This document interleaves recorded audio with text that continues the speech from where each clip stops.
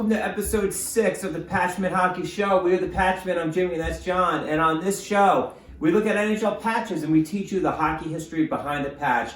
Every patch has a story, and today we're talking about the New Jersey Devils 10th anniversary patch. And this is for the 91-92 season, which also coincides with the NHL's 75th anniversary season. So as you can see here, the patch, very small. Yeah, I think this is probably going to be one of the smallest patches, if not the smallest patch that we review. I think so. I think this is it. This is the very small patch.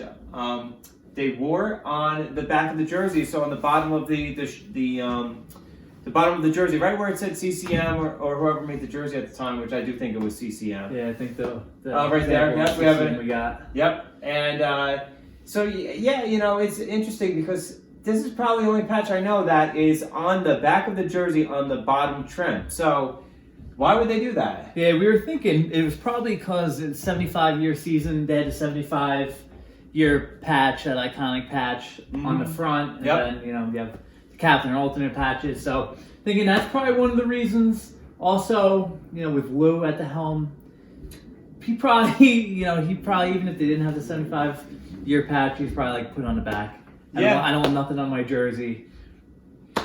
Yeah, it's interesting because they used it as a promotion, as a marketing point, right? It's 10th anniversary. You want to make that known, and so at the old Brendan Byrne Arena, right, on the opening night, they hung this banner. They hung this 10th anniversary banner. I don't think many Devils fans know this, because it's the only green banner that was ever hung in the arena. All of the Devils banners are white with the Devils logo, or they have the retired numbers, but they're all red, white, and black, which is fine.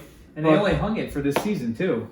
Yep, only hung it for this season. Because I was trying to think at least, Todd the Laird, Arena, Brendan Byrne, Meadowlands, The Rock. Never seen this before until we dug in a little bit more for this patch. Yeah, and you're looking at the banner. Granted, I pulled this from there's actually a video on YouTube, one of the earliest Devils VHS tapes called The Spirit of Triumph. I mean, it's the 10-year anniversary of the New Jersey Devils. It's a great watch for any Devil fan that's out there. You go check it out. It starts from the 82 season when the Devils came to New Jersey all the way to the end of the 91-92 season. So definitely check that out. But this is actually pulled from the opening clip, and it's a cool banner. I mean, I always love the Devils green. I think it's a basic patch. I mean, it's cool. The 10 is the white circle with the Devils logo. I mean, I think it works perfectly. I think they just could have done a little bit more. Yeah, same. It's not much. There's really not much there to work with. They could have just made it more almost like we reviewed the Edmonton Oilers patch. It was a circular patch. They could have done something make like it a little that. Bigger, stick it on the sleeve. 10th anniversary, something like that. Like put it on the shoulder. Yeah. We had Yogi Berra. Yogi Berra, he was around. He was friends with Lou Lamoriello. So point him as a captain this year, right? Yeah, an honorary captain. Bruce Driver there. I mean, apologies, this is a horrible quality image here, but yeah, it's from opening night in 1991. They raised that banner, and they also raised I think all the teams did this. They raised the 75th anniversary banner as well. So that was a big thing with the league. Like, that's what they were promoting at the time.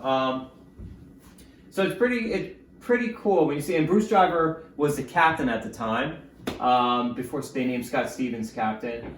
So yeah, a lot of early 90s Devils history. So the Devils, they finished the season 4th in the Patrick Division and 5th in the Wales.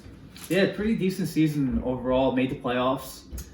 First round meeting with the Rangers. Yep. Who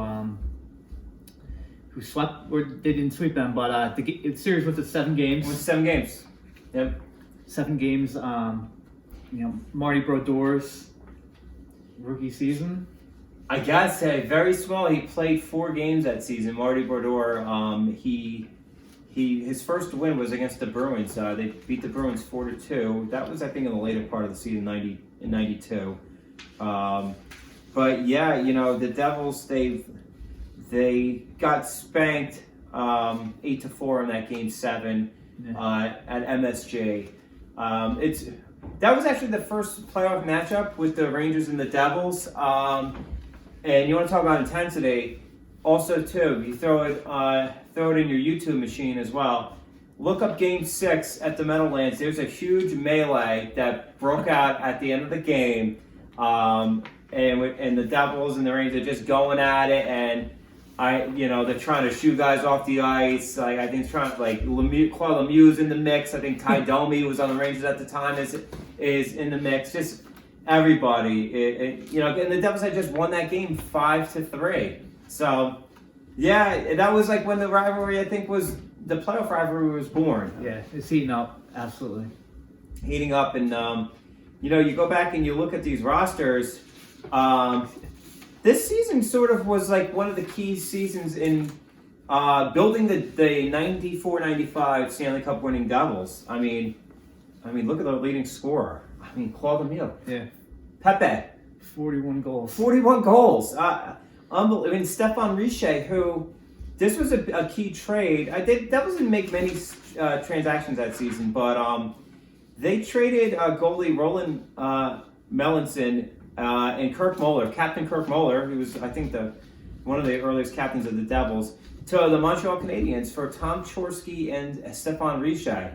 Now, talk about two players that would become key pieces in the 95 championship team. So, and looking back on this team, I mean, Peter Stastny, also third in scoring, I think, for the Devils. He would be he would be elected into the Hockey Hall of Fame, but really his best years were with the Quebec Nordiques. So, Scott Stevens on D, solid year. Randy McKay, he's a young player at the time.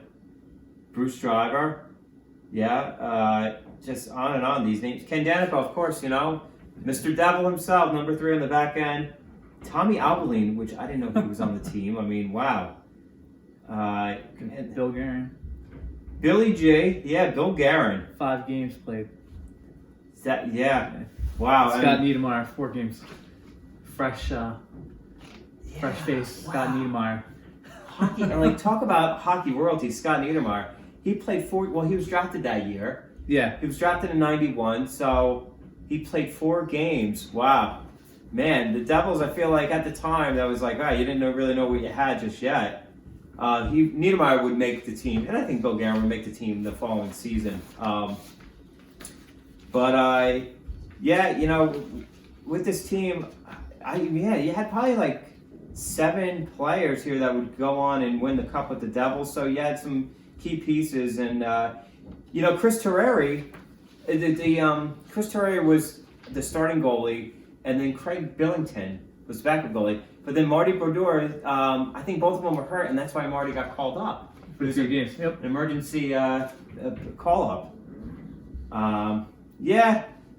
Looking back on it, wow, what a roster, what a team. And Bruce Driver, I think we mentioned he was the captain. He was a captain, I think, for a season.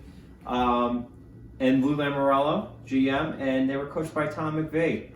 So the record wasn't that great. No, it wasn't too great at all. 38 wins, 31 losses, 11 ties. That's the thing. You don't see ties anymore. Well, did they have overtime?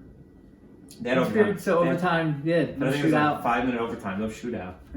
Yeah. Oh. And I forgot to mention the alternate captains were John McClain, Johnny Mack, one of the Devils' best players ever. I think very underrated by Devils fans for, he scored 400 goals for the team. I mean, come on. Scott Stevens, and then Laurie Bochman, he was, Devil in the 80s, and he was alternate captain. Yeah. So an interesting season. I'd like to say it is a team in transition. I think they were just, they had that run in '88. The Devils, they went to the conference finals against the Bruins, lost in Game 7, and I think they missed the playoffs the following season, and then make the playoffs in 90, 91, and 92. But they really wouldn't get that far. But yeah, it was a building year for the Devils. Transition, building year, however you want to phrase it. But overall, I mean, gotta love the green. Gotta love the 10th anniversary. And it's even relevant now because the Devils, it'll actually be 40 years of New Jersey Devils hockey next year. Next year, yeah. Wow. So I wonder if you're going to do anything for 40. can you imagine if the 1 was Just a put a 4? 4. Just put a 4. I mean, 40th anniversary. Bring out, well, Yogi Berra died. He's not, sorry, rest in peace. But yeah, it'd be, and you know, they're wearing the retro reverse. It's a beautiful green jersey that we, I think, touched on a couple episodes ago. So yeah, very simple. New Jersey Devils, they keep it very simple back then. But I mean, other than that, you know, 10th anniversary, made the playoffs. Yeah, building round. up to become the team that will eventually win the cup. Mm-hmm. Yeah. You got that iconic, Devils roster. Oh yeah. Yeah. And probably the smallest patch we'll ever review. Yeah. Yeah. So, but anyway, that does it for this episode. I hope you guys enjoyed it. And be on the lookout for new episodes. Yeah. Every week. Yeah, every week we have a few. We have a few coming up. We want your input too, so please in the comments post what you would like to see, and we'll get it done. Mm-hmm. Podcast, YouTube. Look for us at Patchman Hockey, Twitter, Instagram. We're there, so give us a follow. Thanks, guys. All right, thanks, guys.